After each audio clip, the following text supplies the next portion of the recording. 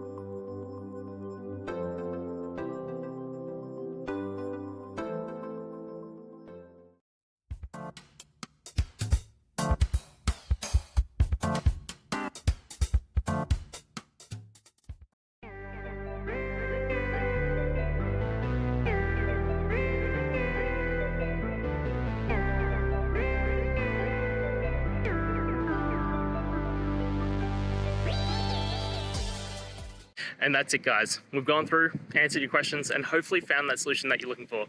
If we did, please hit subscribe. I'd really appreciate it. And until the next time you need technical help, I hope you have a good one.